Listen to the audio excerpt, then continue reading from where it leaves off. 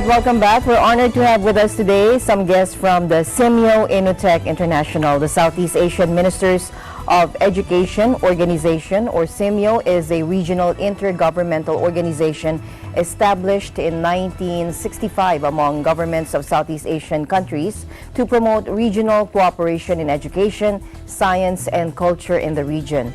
Now, the 14th SEAMEO Innotech International Conference will be holding a two-day future-oriented forum. To talk about more about the conference and what SEAMEO Tech does, we have with us Mr. Bennett E. Benoza, the Manager, Knowledge Management and Networking Office, and Ms. Mitch Sarabilio, the Senior Associate and Staff Development Program of the Learning Management Office in SEAMEO Tech as well. Welcome to the program, ma'am, sir. Thank you for having us. Good afternoon po. All right, can you please, can you brief us on what SEAMEO Tech is? Well, SEAMEO Innotech is one of the 20 or so regional centers under the umbrella of SEAMEO, or the Southeast Asian Ministers of Education Organization. Innotech, even if it sounds quite long, it is the Regional Center for Educational Innovation and Technology. We've been hosted by the government of the Philippines since 1976, and we've been operating out of our neighbor since the 1980s, yes. And that has been our base of operation to serve the region. By the region, we mean the ASEAN region. There you go. Yeah. So what is your role within the ASEAN region?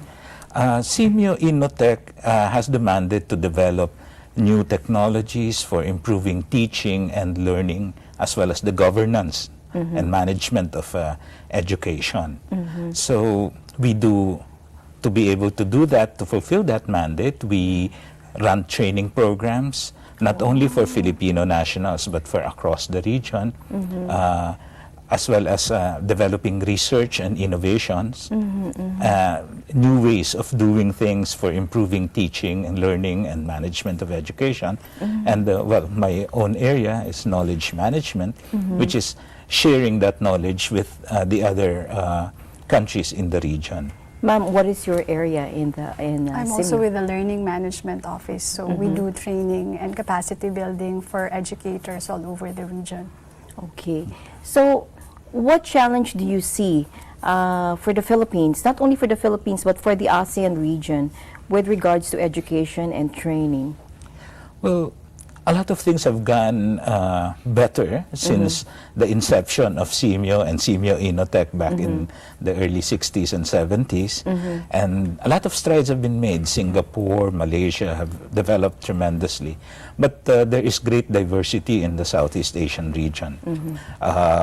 There's are big countries, small countries. Some are very well advanced in certain areas, technology-wise, etc. And some are struggling. That's one of the challenges, and I believe that's where the role of SEAMEO, an organization like SEAMEO and SEAMEO Innotech, finds value, because we are here to promote cooperation in education. So where the strengths of some parties and some countries lie, and where the needs of the other countries lie, we seek to bring them together and offer certain solutions. That has also been the formula for our training programs, as well as the research and development programs that we run. You were telling me earlier that SEAMEO started 2 years before ASEAN did.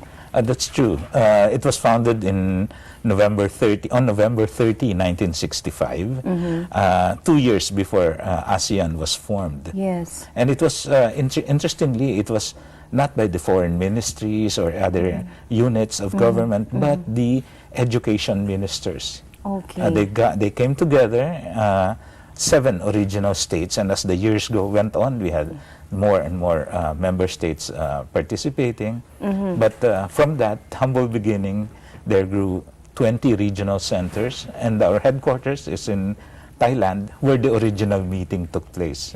Oh, so it's in Bangkok, Yes. the original headquarters of SEAMEO. That's right. And then you started merging or having these forums and meetings with the ministers of ASEAN last 2006, you were telling me? Is that right? Yes.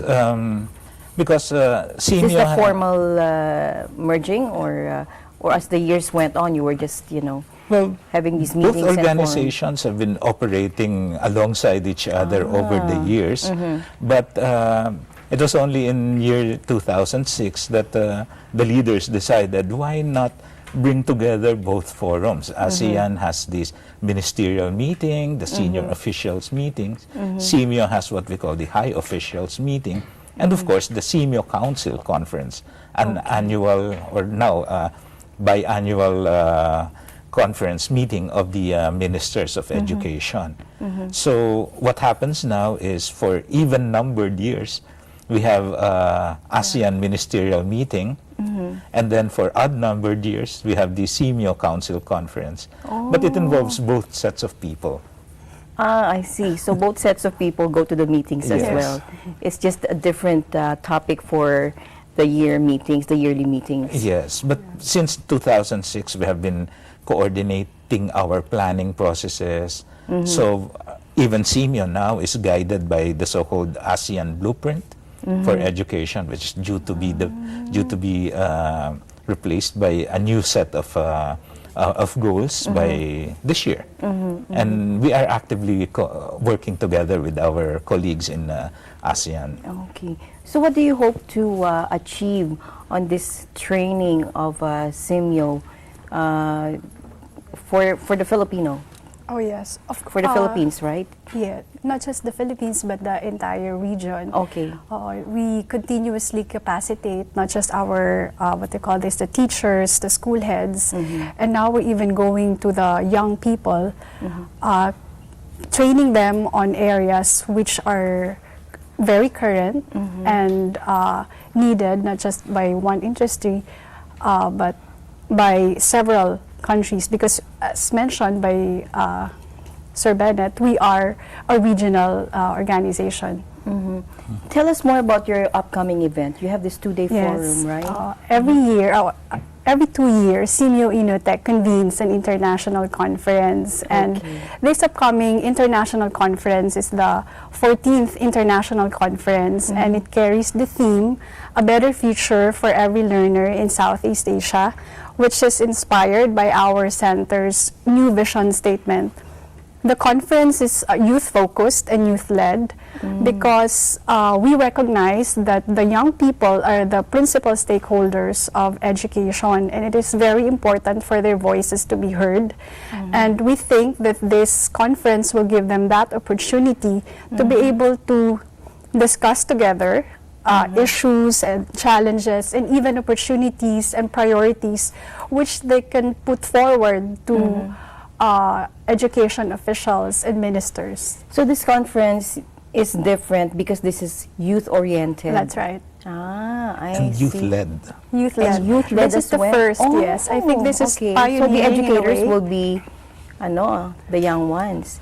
Yeah, and they'll be we are, sharing of course, their, we are inviting the other stakeholders apart from the young people. We are also inviting the stakeholders of youth development.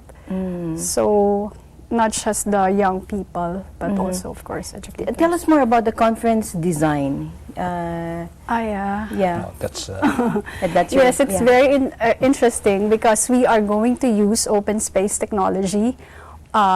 Open space technology, it sounds very technical, but it's an innovative way of organizing and facilitating conferences, meetings, and other group gatherings.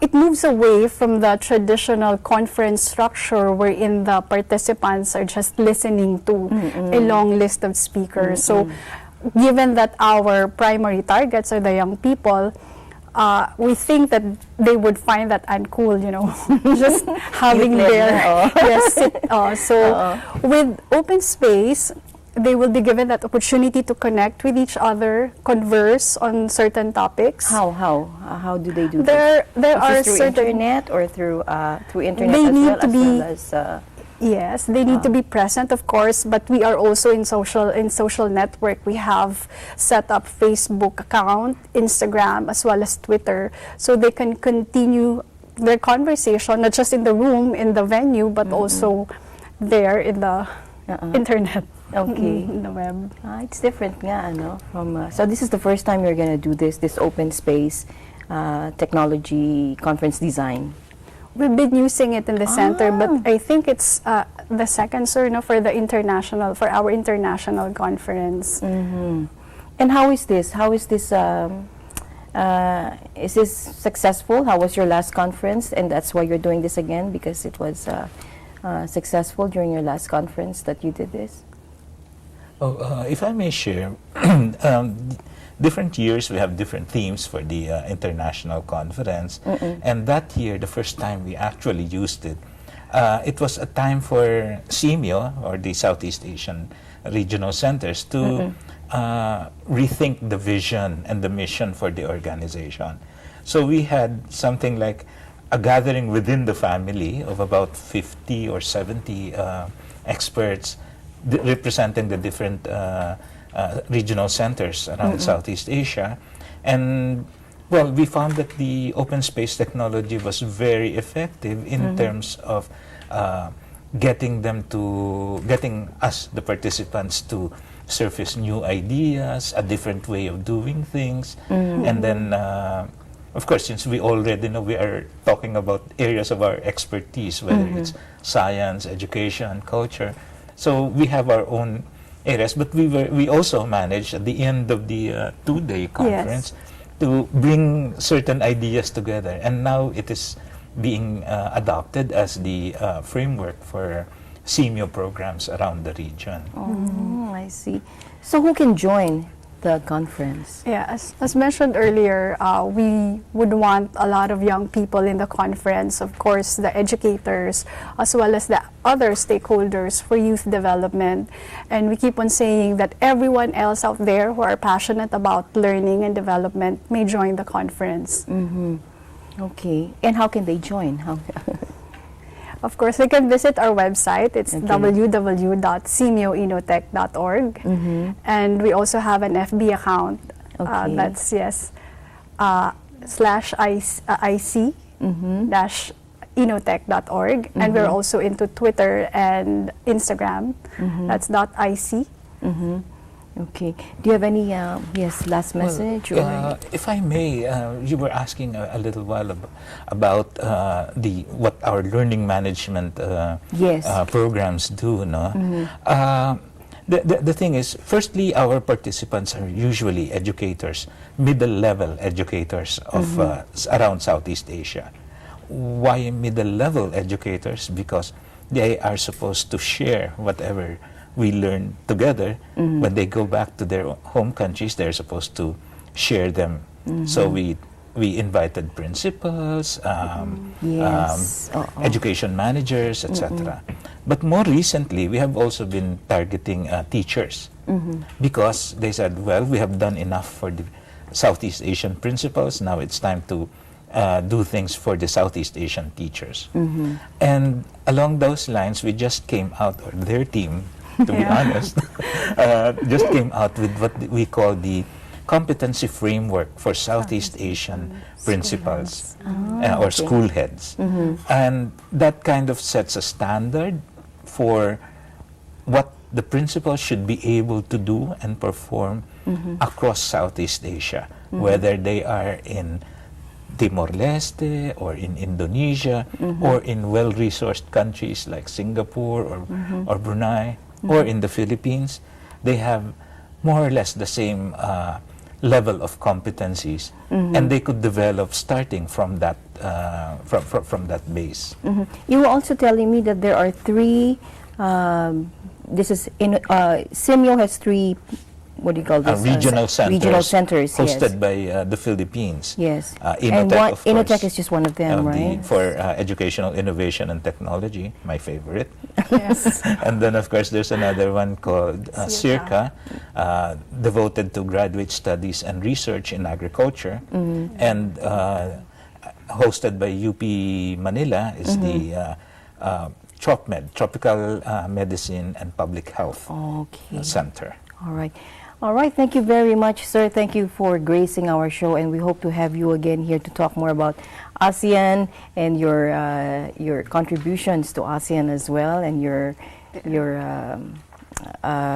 do you call this? Your what you do, to make an impact on the ASEAN region. Thank you so much. Thank you. All right, for thank the you very much, opportunity. Mr. Bennett E. Benoza, the Manager, Knowledge Management and Networking Office, and Ms. Mitch Sarabilio, the Senior Associate and Staff Development Program Learning Management Office of SEAMEO. Okay, back to you, Nea.